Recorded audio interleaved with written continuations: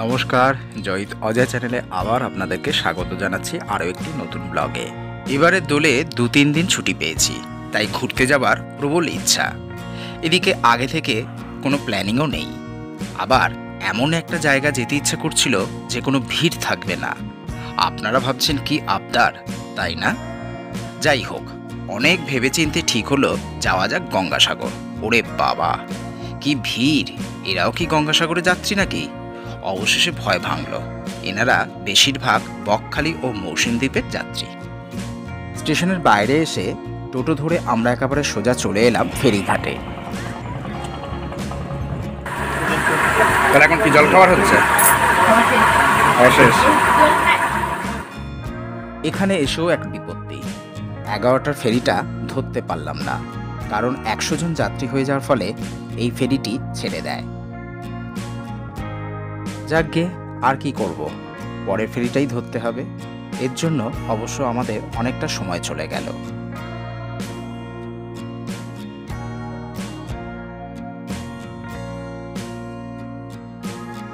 এই যে বৃষ্টি দেখতে পাচ্ছেন, এটা সোজা চলে যাচ্ছে বকখালি।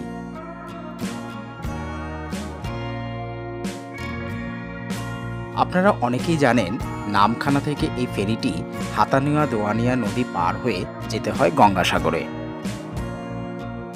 নদীর পাড়ে ভাঙাতড়িটিকে দেখে মনে হচ্ছে যেন আপন কথা বলে চলেছে নিজের মনে মনে। জোয়ারের ফলে জল একেবারে নদীর কানায় কানায়। জলপথের যাত্রাটি দীর্ঘ হলেও মন্দ নয়।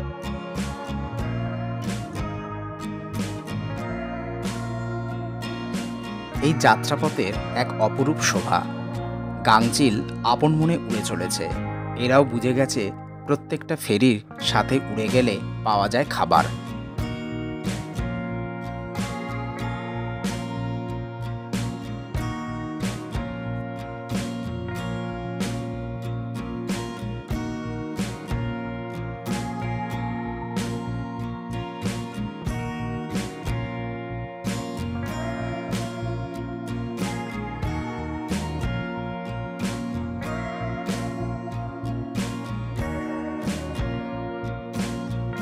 কবি জীবনানন্দ দাশের ভাষায় বলতে ইচ্ছে করে, বাংলার মুখ আমি দেখিয়াছি, তাই পৃথিবীর রূপ খুঁজিতে যাই না আর।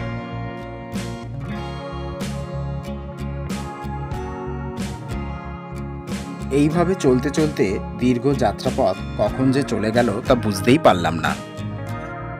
এবারে একেবারে চলে এলাম গঙ্গাসাগর মূল দ্বীপে। এই জায়গাটির নাম হচ্ছে বেনুবন।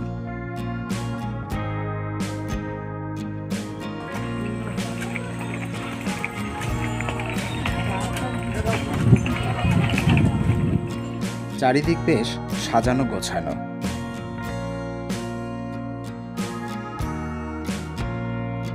এবারের সফরে আমরা রয়েছি আমি, আমার স্ত্রী এবং শ্বশুরমশাই ও শাশুড়ি মা। এখান থেকে আমরা টোটো ধরে নিলাম। এবার আমরা পাড়ি দেব মূল গন্তব্যে। ব্যস্ত শহরের জীবন থেকে এরকম দুদণ্ড ফাঁকা নিরিবিলি পরিবেশ মনকে বেশ আকর্ষণ করছিল।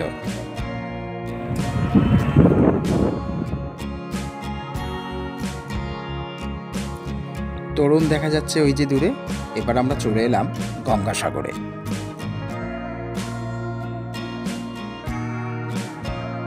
কিছুক্ষণ আগে আমরা হোটেলে ঢুকলাম, ঢুকে ফ্রেশ হলাম, হয়ে এখন এই আপনাদের সঙ্গে আবার একটু কথা বলছি। সেরকমভাবে খাওয়া হয়নি, কারণ অবেলা হয়ে গেছে। স্বাভাবিকভাবে লাঞ্চটা করছি না, ওই টুকটাক স্ন্যাক্স জাতীয় এই সমস্ত চাটা খাওয়া হয়েছে। বিকেলের দিকে একটু রোদ পড়লে মন্দিরের দিকে যাব, আর সমুদ্র পার ঘুরে টুরে তাড়াতাড়ি ডিনার সেরে নেব। আজকের মোটামুটি এই হচ্ছে কি বলবো, ঘোরার প্ল্যান রয়েছে। যাই হোক, সঙ্গে থাকুন আর আশপাশটা আপনাদের দেখিয়ে দিচ্ছি।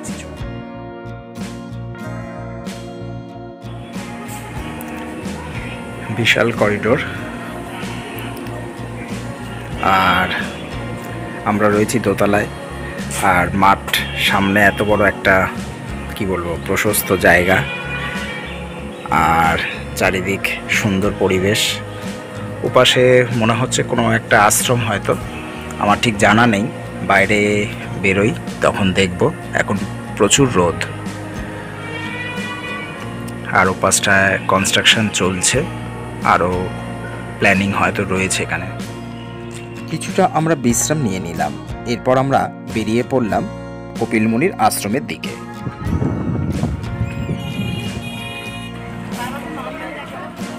একটু টিফিন করে নিলাম।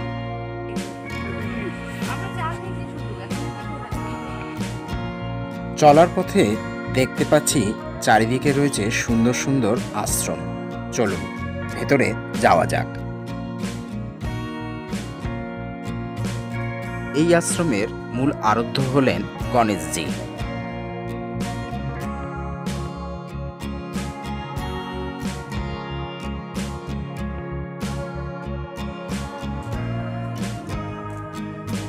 এই আশ্রমের পাশেই রয়েছে লোকনাথ আশ্রম, আর এর ঠিক পাশেই রয়েছে রামকৃষ্ণ মিশন।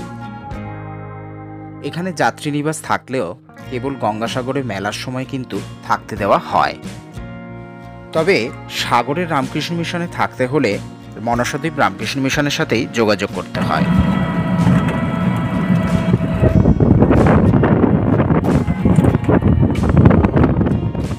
সন্ধ্যা আসন্ন, তাই আমরা তাড়াতাড়ি করে একটি টোটো ধরে সোজা চলে গেলাম কপিল মুনির মন্দিরে।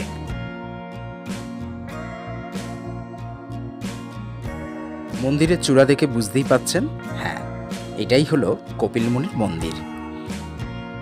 এখন কি সুন্দর ফাঁকা নিরিবিলি, কিন্তু গঙ্গাসাগরের মেলার সময় ভাবুন তো কত লক্ষ মানুষের সমাগম ঘটে এখানে।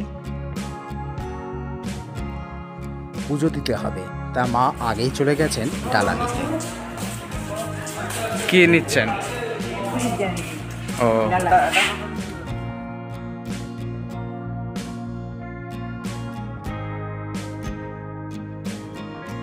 মন্দিরের ভেতরে যখন প্রবেশ করলাম তখন ভর সন্ধ্যা। অন্তরের অন্তঃস্থল থেকে জানাই শতকোটি প্রণাম। ধ্বজার পাশে উঁকি দিচ্ছে দোল পূর্ণিমার পূর্ণ চাঁদ।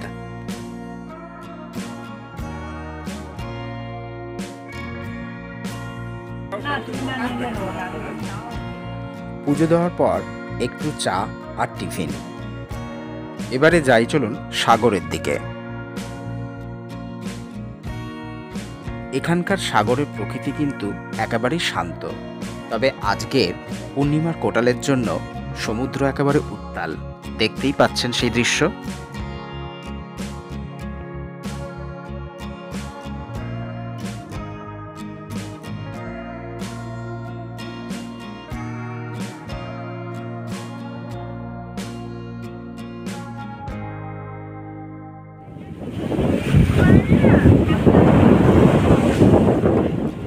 বেশ কিছুটা সময় কাটিয়ে তারপর ফিরে এলাম হোটেলে।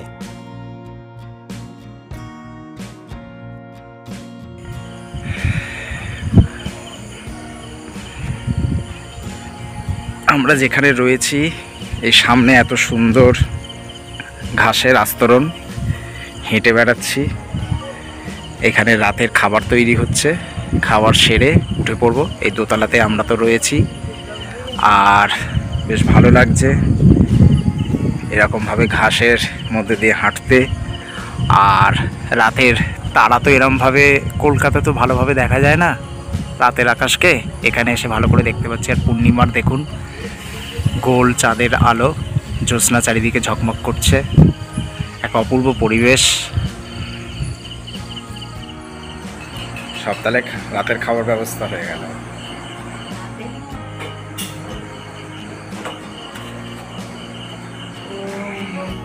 রাতের খাওয়ার পর্বটা বেশ ভালোই হলো। এবারে চললাম শুতে, কারণ সারাদিনের পথের ক্লান্তি শরীর ও মনকে বেশ জড়িয়ে ধরেছে। আজকের ব্লগটা কেমন হলো তা জানাতে কিন্তু ভুলবেন না। আর হ্যাঁ, গঙ্গাসাগরের পরের সিরিজ দেখার জন্য কিন্তু অবশ্যই আমার চ্যানেলে চোখ রাখতে হবে।